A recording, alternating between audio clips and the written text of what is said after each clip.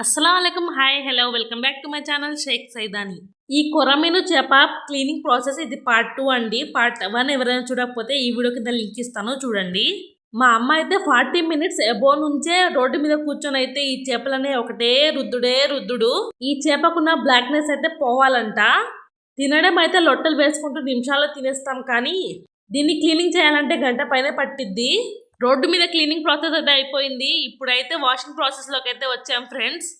ఈ కొరమీను చేపలతో కర్రీ చేసుకుంటే బాగుంటుందా, పులుసు పెట్టుకుంటే బాగుంటుందా కామెంట్ చేయండి. మీడియం సైజ్ పీసెస్ వచ్చేటట్టుగా మా అమ్మ అయితే చక్కగా కట్ చేసేసి ఇప్పుడు 1-2 సార్లు కాదు 4-5 సార్లు అయితే వాష్ చేశారు. ఈ చేపలు 2 కేజెస్ అండి, కానీ క్లీనింగ్ ప్రాసెస్ అంతా అయిపోయే లోపు 1.5 కేజీ అయినా ఉంటాయో లేదో అనిపిస్తుంది. గడ్డుప్పు వేసి మళ్ళీ రఫ్ చేస్తున్నారు. అలా చేస్తే బ్లాక్నెస్ అంతా త్వరగా పోయిద్దంట. చేపలని క్లీనింగ్కి కానీ కటింగ్కి కానీ ప్రిపరేషన్కి కానీ మా నాయనమ్మ తర్వాతే ఎవరైనా. మా నాయనమ్మ తాతయ్య డైలీ చేపలు తిన్నామన్నా ఇష్టంగా తింటారు. వాళ్ళు అంత ఇష్టంగా తింటారు, ప్రిపరేషన్ కూడా అంత మంచిగా అయితే చేస్తారు.